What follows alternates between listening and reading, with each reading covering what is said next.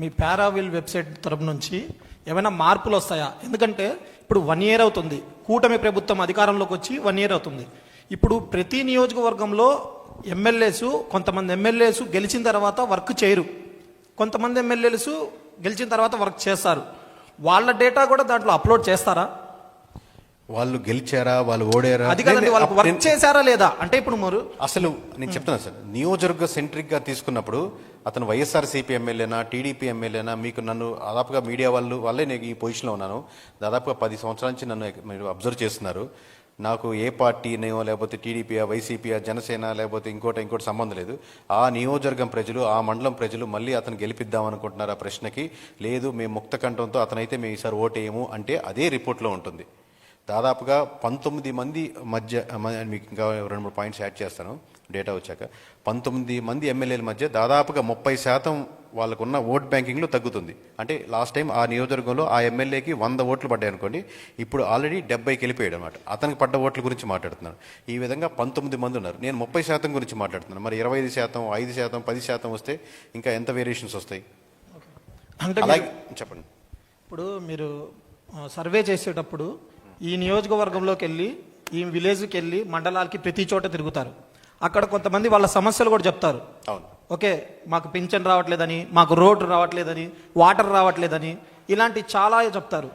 ఇలాంటి సర్వేల్లో దీన్ని బట్టి కూడా ఏమైనా ఎఫెక్ట్ ఉంటుందా?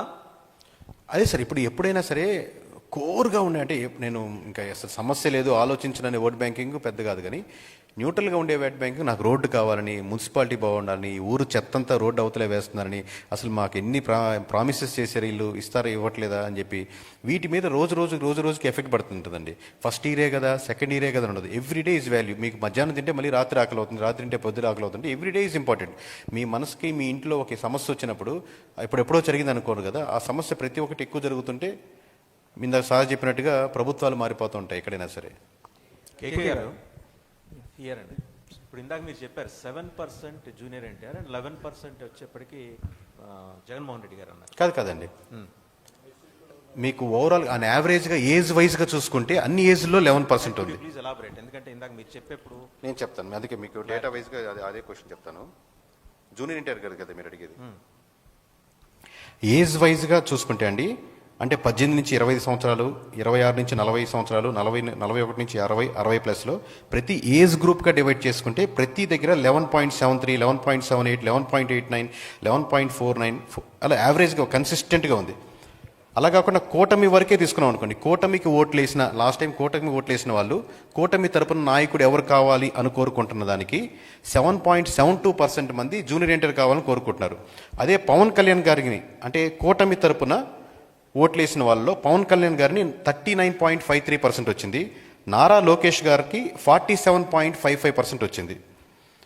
బట్ వైఎస్ఆర్సీపీకి వచ్చేసరికి, అంటే కూటమి తరపున లీడర్ ఎవరు ఉండాలని కోరుకుంటున్నారు అని వైఎస్ఆర్సీపీ వాళ్ళని అడిగితే వాళ్ళలో 33% నారా లోకేష్ గారికి వచ్చింది, 37% పవన్ కళ్యాణ్ గారికి వచ్చింది. ఇక్కడ జాగ్రత్తగా నోట్ చేసుకుని ఉండండి, 21.53 దిస్ ఇస్ ద హైయెస్ట్ అండి. వైఎస్ఆర్సీపీ వాళ్ళు కూటమి తరపున ఎవరు లీడర్ ఉన్న దాంట్లో 21% జూనియర్ ఎన్టీఆర్ గారికి వచ్చింది.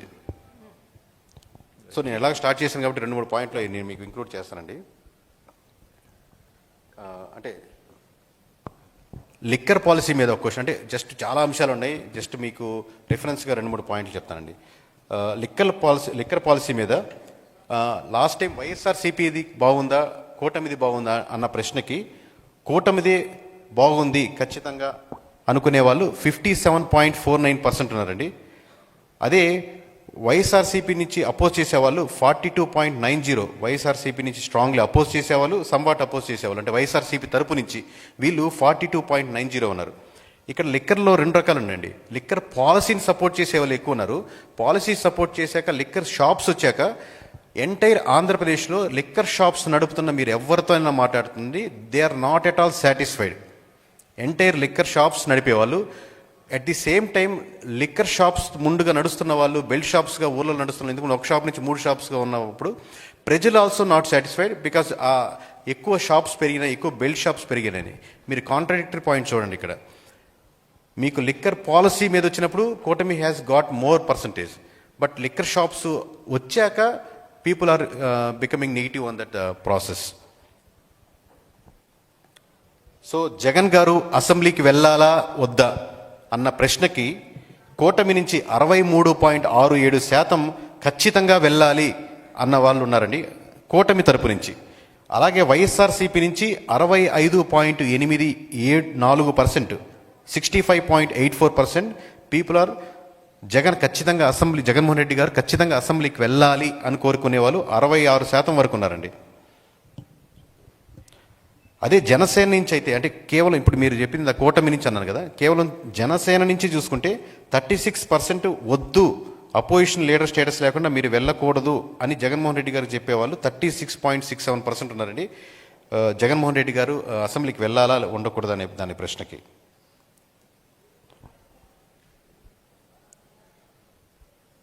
అలాగే సచివాలయం మీకు అందరికీ గుర్తుంటుంది, వైఎస్ఆర్సీపీ ఉన్నప్పుడు సచివాలయం వచ్చింది, ఇప్పుడు అదే సిస్టమ్ కంటిన్యూ అవుతుంది. ఇంతకుముందు పంచాయతీరాజే మోస్ట్లీ ఉండేది. సో పంచాయతీరాజ్ వర్సెస్ సచివాలయంలో కూటమి పీపుల్ ఆర్ సపోర్టింగ్ 59, అంటే కూటమి అంటే టీడీపీ జనసేన బీజేపీ కలిపి ఆ పర్సన్స్కి ఓట్లు వేసిన సెక్షన్స్లో 59.15% సచివాలయాన్ని సపోర్ట్ చేస్తున్నారండి. పంచాయతీరాజే బాగుంది సచివాలయం కంటే అనేవాళ్ళు 24.15% మాత్రమే ఉన్నారు. అలాగే వైఎస్ఆర్సీపీకి 68.23% సచివాలయం కాన్సెప్ట్ బాగుంది అనేవాళ్ళు ఎక్కువ ఉన్నారండి. కేకే గారు వాలంటీర్ల గురించి తీసుకోలేదా సార్? వాలంటీర్స్ గురించి నేను అన్ని చెప్తే ఇంకా రిపోర్ట్ ఏముండదండి ఓవరాల్గా. నియోజకవర్గాల పేర్లు వాళ్ళ సమస్యలు అంటే మీరు ఇది చెప్పారు కాబట్టి చెప్తున్నాం. మీ సచివాలయం అన్నారు, నేను తర్వాత లిక్కర్ పాలసీ ఇవైతే మీతో డిస్కస్ చేస్తున్నానో మా ఇంటర్నల్ టీంతో మాట్లాడినప్పుడు లీస్ట్ ఓకే ఎంతవరకు చెప్పగలుగుతాం, హైయెస్ట్ చెప్తే ఆ బాంబులు మనం రిపోర్ట్లో ఉంచుకుందామని లీస్ట్ వరకు డిస్కస్ చేస్తున్నామండి. Yeah please. కంగ్రాచులేషన్స్ పారావిల్ చేసినందుకు. అయితే మీరు ఈ పారావిల్ యాప్ గురించి చెప్పారు కదా, వెబ్సైట్. సో జనరల్గా ఎవరైనా కూడా ఎలక్షన్స్ 1 year బిఫోర్ మాత్రమే ప్రిపేర్ అవుతుంటారు.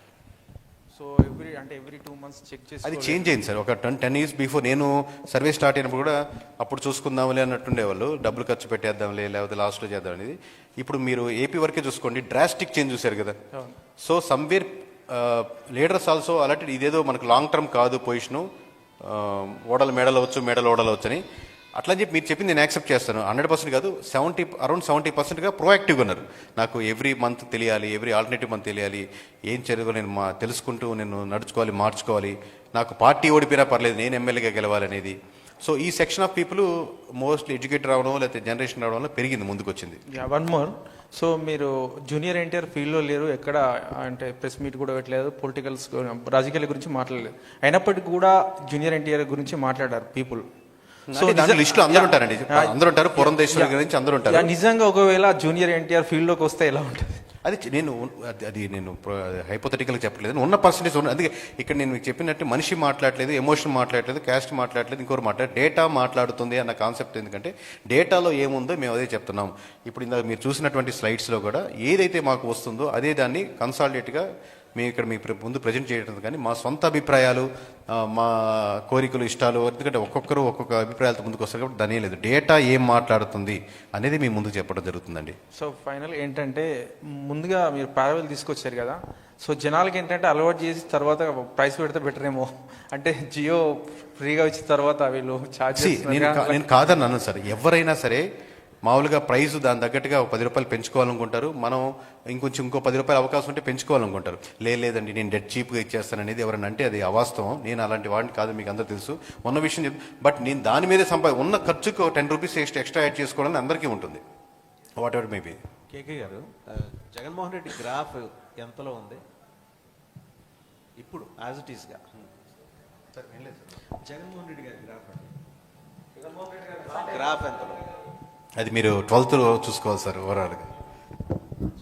కేకే గారు పర్సంటేజెస్ అన్ని చెప్పారు కదా ఇక్కడ, అలాగే ఆయనది ఏమన్నా మీరు ఐడెంటిఫై చేశారు? చెప్తాను సార్ మీకు 12th రోజు మీకు డీటెయిల్గా వచ్చి. సార్ ఇప్పుడు ఏంటంటే అంటే సర్వే అనేది చాలా రకాలు చాలామంది చెప్పారు, బట్ లాస్ట్ మనం చూస్తే కేకే సర్వే అనేది చాలా క్రూషియల్ రోల్ ప్లే చేసింది. ఎందుకంటే కరెక్ట్గా ఎగ్జాక్ట్గా నంబర్స్ అనేది చెప్పారు కదా.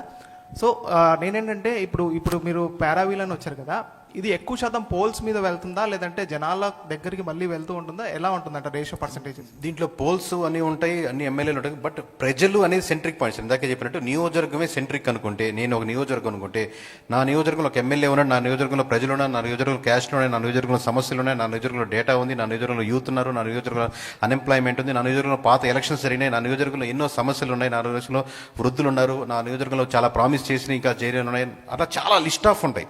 నా నియోజకవర్గంలో ఎన్నో ప్రామిస్ చేస్తే ముందుకు వచ్చే వాళ్ళు ఉన్నారు. ఈ నెంబర్ ఆఫ్ థింగ్స్. నియోజకవర్గం అంటే ప్రజలే కదా సార్, ప్రజలు ఇస్ ద సెంట్రిక్ పాయింట్. దాంట్లో డిఫరెంట్ యాంగిల్స్, మనం క్యాస్ట్ పరంగా, రిలీజన్ పరంగా, లేకపోతే ఏజ్ల పరంగా, మండలాల పరంగా, విలేజ్ల పరంగా, వాళ్ళ ఆస్పిరేషన్స్ ఏంటి, దీన్ని మొత్తం కన్సాలిడేట్గా. అలాగే ఎమ్మెల్యే ఉన్న పనితీరు అంటే ఇది పక్క నియోజకవర్గం సంబంధించింది కాదు కదా, ఈ నియోజకవర్గం నీ పనితీరు ఏంటి, ఈ నియోజకవర్గంలో నీ ప్రజలు నీకు వచ్చి ఏమనుకుంటున్నారు, నీ చుట్టుపక్కల నలుగురు అన్నా సూపర్ అన్నా నువ్వు మామూలుగా లేదన్నా మళ్ళీ మనకే గుర్తారని అంటున్నారా, లేదా నిజంగా డేటా ఏం మాట్లాడుతుందా? కేకే గారు, సార్ పారావిల్ అనేది ఒక గ్రేట్ ఇన్నోవేషన్ అండ్ ఇనిషియేషన్. అంటే స్టార్టప్గా ఇప్పుడు ఉన్నప్పుడు మీకు చాలా క్యాలిక్యులేషన్స్ ఉండొచ్చు, సో దీనికి కొంచెం టైం పట్టచ్చు. సో అందుకే సబ్స్క్రిప్షన్ కానీ ప్రైసెస్ కానీ డిఫరెంట్గా ఉండొచ్చు. బట్ ఒక నియోజకవర్గంలో ఒక సిటిజన్గా ఉన్న నన్ను నేను అంటే మా ఎంపీ ఎమ్మెల్యే గెలుస్తారనేది వాళ్ళ క్యాలిక్యులేషన్ చూసుకుంటారు. బట్ ఒక సిటిజన్గా మా ఎంపీ ఎమ్మెల్యే ఎంతవరకు వర్క్ చేశారు ఈ నియోజకవర్గంలో అనే ఆప్షన్ కూడా ఫ్యూచర్లో మేము ఏమైనా చూడొచ్చా? చేయించాం సార్. ఇప్పుడు ప్రస్తుతానికి డెఫినెట్లీ విల్ కన్సిడర్. ప్రస్తుతానికైతే ఇది యాస్పిరెంట్స్ కానీ ఎమ్మెల్యే కానీ అపోజిషన్ కానీ, ఎందుకంటే లీడర్స్ కరెక్ట్గా వర్క్ ఎందుకంటే మీరు మామూలుగా క్యూరియాసిటీ మీద అడుగుతున్నారు. నేనేం చెప్తున్నానంటే నియోజకవర్గంలో ఈ సమస్యలు ఉన్నాయి, ఇది మీరు మళ్ళీ సాల్వ్ చేసుకోగలిగితే మళ్ళీ మీరే లీడరు, లేదా ఈ నియోజకవర్గంలో ఈ గ్యాప్ ఉంది, రకరకాల విషయాలు, ఈ గ్యాప్ ఫిల్ చేస్తే రేపొద్దున మీరే లీడరు. అది ఎవరు ఫిల్ చేసుకుంటారనే పర్స్పెక్టివ్ వెళ్ళట్లేదు. బట్ దీస్ ఆర్ ది నియోజకవర్గం మొత్తం సెంట్రిక్గా చేసి ఇష్యూస్ కానీ గ్యాప్స్ కానీ నాయకుడి పరంగా కానీ అన్ని రకాలుగా 360 degreesగా కవర్ చేయడం జరిగింది. కేకే గారు, సూపర్ 6 మీద ఏమైనా సర్వే చేశారా? సార్ 35 అంశాలు 100 పేజీల డాక్యుమెంట్లు అంటే ఖచ్చితంగా ఒక్క అంశం కూడా మిగల్చకుండా ఉండడం. సూపర్ 6ని సూపర్ 9ని నవరత్నాలని వదలలేం కదా సార్. సూపర్ 6 బెస్టా సూపర్ నవరత్నాలు బెస్ట్ అనేది ఒక ఆబ్వియస్గా ఒక క్వశ్చన్ ఉంటుంది. కేకే గారు, నియోజకవర్గం అనేది సెంట్రిక్గా బేస్ చేసుకుని జరుగుతున్న సర్వే ఇది. సో ఆ నియోజకవర్గంలో ఏంటంటే మనకి ప్రతి పార్టీకి సంబంధించిన కార్యకర్తలు ఉంటారు, అభిమానులు ఉంటారు, అందరూ ఉంటారు కాబట్టి సో పర్సంటేజ్ పరంగా చూసుకున్నట్లయితే సో ఇంబ్యాలెన్స్ అనేది ఎక్కువగా కనిపిస్తూ ఉంటుంది మనకి. సో ఆ పార్టీకి సంబంధించిన వాళ్ళు మా నాయకుడు నిజంగానే బాగా చేస్తున్నాడు రా అంటారు, ఇంకో పార్టీకి సంబంధించిన వాళ్ళు మా నాయకుడు బాగా చేస్తున్నారు అంటారు. సో ఒకళ్ళనొకళ్ళు వాళ్ళ పనితీరుని తెలుసుకోవడం వరకు ఎంతవరకు ఇది అంటే జెన్యూన్గా ఉంటుంది అని ఫీల్ అవుతున్నారు మీకు? అంటే ఒక ట్రెండ్ కనపడుతుంది మీకు సోషల్ మీడియాలో చూసే కమెంట్స్కి గ్రౌండ్లో రియాలిటీకి చాలా హ్యూజ్ డిఫరెన్స్ ఉంటుందండి. ఎందుకంటే సోషల్ మీడియాలో మీరు చూసే వీడియోస్ కానీ కమెంట్స్ కానీ దాని వెనకాల ఉన్న ఒక పొలిటికల్ పార్టీ ఉంటాయి, దాని వెనకాల ఉన్న ఎమ్మెల్యేలు ఉంటారు, దాని వెనకాల ఉండే సోషల్ మీడియా దాన్ని రన్ చేసే గ్రూప్స్ ఉంటాయి. సో విపరీతంగా పాజిటివ్ కమెంట్స్, వాళ్ళు తిట్టుకున్న వీళ్ళు తిట్టుకున్న చిన్న విషయం కూడా హైలైట్ చేస్తుంటారు. బట్ గ్రౌండ్కి వచ్చేసరికి ఎలక్షన్స్ అయిపోయిన ఒక వారం 10 రోజుల వరకు లేదా ఒక నెల రోజుల వరకు ఉంటుంది. కానీ ఎక్సెప్షనల్ కేసెస్లో మరి ఫ్యాక్షన్ గొడవలు పక్కన పెడితే ఆ రోజు వరకు మీరు నేను ఉంటాం, కానీ పక్క రోజు నుంచి మళ్ళీ మనం బావబామరుదులే, మళ్ళీ పక్క వీధిలో అన్నదమ్ములే, మళ్ళీ కలిసి పని చేసుకుంటా ఉంటారు. నిజమేరా బాబు నువ్వు చెప్పినాడు మావాడి కంటే నువ్వు మీవాడి నేమో మీవాడి, అదే వాళ్ళు జోకులు వేసుకునే పరిస్థితిలో 80% ఉంటారు. I'm not saying 100%. ఎక్కడో రేర్ కేసెస్ మర్డర్లు అలాంటివి జరిగిన ఎక్సెప్షనల్ కేసెస్ ఫ్యామిలీస్ తప్పితే మిగతా ఊరంతా 99% మనకు కలిసిమెలిసి వాళ్ళు ఉంటారు. అండ్ మీరు ఇంతకు ముందు మాట్లాడుతూ జగన్మోహన్ రెడ్డి గారు అసెంబ్లీకి రావాలి అనుకునే వాళ్ళలో వైసీపీ వాళ్ళే ఎక్కువ పర్సంటేజ్ కోరుకుంటున్నారు. వాళ్ళు ముగ్గురితో కంపేర్ చేసుకుంటే జనసేన, వైసీపీ అండ్ కూటమి ఐ థింక్ టీడీపీతో పోల్చుకుంటే. బట్ వైసీపీ నుంచి ఎవరు కూడా అంటే ఇప్పటికొచ్చి మేము అసెంబ్లీకి వస్తాము అని మాట్లాడింది లేదు. అండ్ ఇంకొకటి ఏంటంటే జనసేన వాళ్ళు ఎందుకు హోదా ఇవ్వద్దు అనుకుంటున్నారు, కానీ జగన్మోహన్ రెడ్డి ఏంటంటే ప్రతి కార్యక్రమంలో వచ్చి నేను ప్రతిపక్ష హోదా ఉంటాను అని అసెంబ్లీలో తప్పించి బయట మొత్తం ఆయన తిరుగుతున్న పరిస్థితులు కనిపిస్తున్నాయి. సో అర్థమైంది, థ్యాంక్ యూ. మేము ప్రాబ్లం ఎక్కడుంది, ఎక్కడెక్కడ కోరుకుంటున్నారు మాత్రమే అంటాం. సొల్యూషన్ ఫర్ మీ క్వశ్చన్కి జగన్మోహన్ రెడ్డి గారు have to take the decision to go to the assembly వెళ్ళాలా వద్దా అనేది. మేము ప్రజలు ఏం కోరుకుంటున్నారు, ప్రజల సమస్యలు ఏంటి, ఇక్కడ రకరకాల అంశాల మీద ఉంటుంది. దాంట్లో ఒక అంశం ఏంటంటే జగన్మోహన్ రెడ్డి గారు అసెంబ్లీకి వెళ్ళాలని కూటమి వాళ్ళు కోరుకుంటున్నారు, లేదా వైఎస్ఆర్సీపీ వాళ్ళు కోరుకుంటారా, వాళ్ళకి మనం కూడా తెలుసుకునే ఉంటుంది కదా అని చెప్పి ఒక అంశాన్ని ఇంక్లూడ్ చేసాం. అది మీకు తెలియజేయడం జరిగింది. పవన్ కళ్యాణ్ గారి వర్క్ స్టేటస్ ఎంత, మీ రికార్డ్ ప్రకారం స్టేటస్ ఎంత వరకు వచ్చింది? అది ఇట్లాంటి June 12th మాట్లాడతాను madam. Thank you. Thank you.